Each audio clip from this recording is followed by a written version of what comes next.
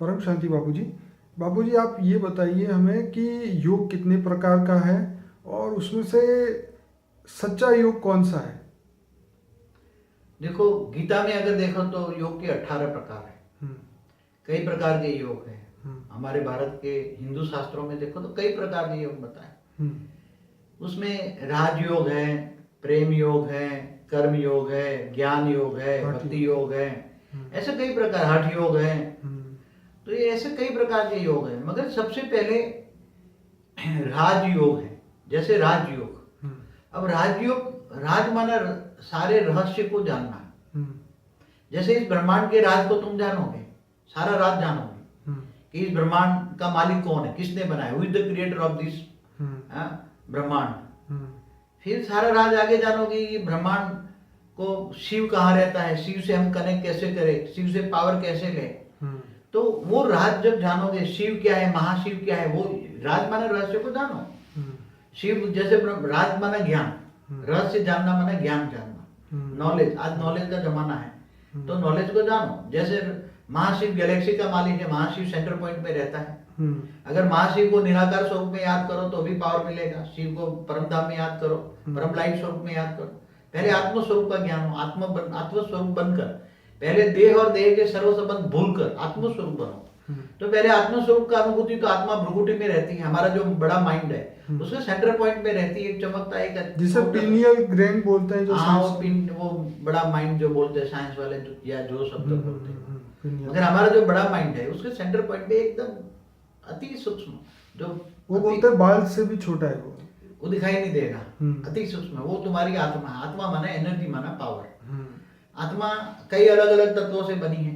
हम्म, high quality की आत्मा परम तत्वों से बनी है, हाई क्वालिटी से परम आकाश से बनी है, परम प्रकाश से बनी, हाई क्वालिटी है। हम्म, तो आत्मा हाई क्वालिटी होगी तो वो ज्ञान ढूंढेगी, हम्म, ज्ञान ढूंढोगी तो शिव तक जाएगी, शिव निराकार को याद करेगी। शिव डिफरेंस, महाशिव, विष्णु, महाशिव, महाविष्णु कौन है। ऐसी तरह अलग अलग अलग अलग अलग ज्ञान आएगा, मतलब राज जानेगा, सारे राज माना नॉलेज जानेगा। तो राज जानने के बाद वो किसको याद करेगी, इस पर डिपेंड करता है, आत्मा की क्वालिटी पर डिपेंड करता है। तो राज जानेगा, राजयोग कहते हैं उसको। राज जानेगा तो आत्मा का ज्ञान आएगा, आत्मा में पावर आएगी, विक्रम विनाश हो जाएगा, तो आत्मा की कर्मेंद्रिय शांत हो जाएगी और वो आत्मा, मनुष्य आत्मा शांत हो जाएगी। तो मरने के बाद वो फिर जिसको याद करता है उसी को पाओगे। गीता में भगवान कृष्ण ने कहा, तुम सर्वधर्म परित्यज्य मामेकम शरणम मम। तो तुम सारा धर्म छोड़ दे और मेरी शरण में आ, तो मैं तुम्हें परम धाम ले जाऊंगा। तो भगवान कृष्ण कौन है वास्तव में? परम राम और कृष्ण, कृष्ण किसी कोई जान नहीं सकता। मैं समझता हूँ इस संसार में भगवान कृष्ण को कोई जान नहीं सकता। ऐसे भगवान कृष्ण ना विष्णु के अवतार है मेरे हिसाब से, जो मैंने देखा है दिव्य दृष्टि में। भगवान, ये ब्रह्मांड का विष्णु जो है वो तो वो छोटी बात है। इस ब्रह्मांड का मालिक शिव है, वो भी छोटी बात है। गैलेक्सी का मालिक भी महाशिव है, वो भी नहीं। यूनिवर्स का मालिक परम महाशिव भी नहीं, ग्रेट यूनिवर्स का मालिक भी नहीं, मल्टीपल यूनिवर्स का भी मालिक नहीं। वो तो ऑलमाइटी ऑथोरिटी के अवतार थे। ऑलमाइटी ऑथोरिटी हमारे ब्रह्मांड में आकर गुप्त काम कर रहा है और उसी का अवतार था भगवान कृष्ण और भगवान राम। तो आपका मतलब ये है कि जो योग है, जो राज पूरा जानेंगे तब हमारा योग लगेगा उन दिव्य आत्माओं से, और तब जाके हमें जो है वो पावर मिलेगा। तो सही योग की विधि यही है। भगवान कृष्ण ने कर्म योग भी सिखाया है।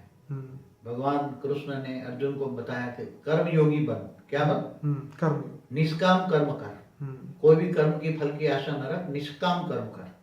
तो तेरे को फिर कोई भी फल का बंधायमान नहीं होगा। कर्म कोई भी बंधायमान नहीं होगा।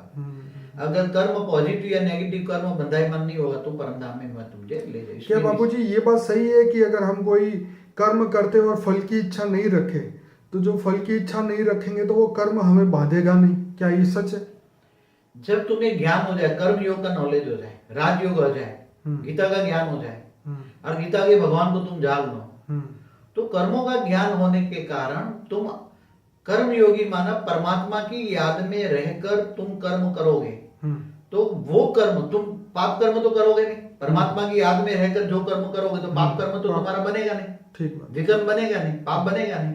तो अच्छे कर्म बनोगे, अच्छे कर्म करोगे और वो भी फल की इच्छा के लिए तुम नहीं करोगे, तुम निष्काम कर्म करोगे। तो एक दिन आत्मा धीरे धीरे आत्मा परम परम परम आत्मा बन जाएगी, परम धाम में चली जाएगी। ये राजयोग है, कर्म योग है।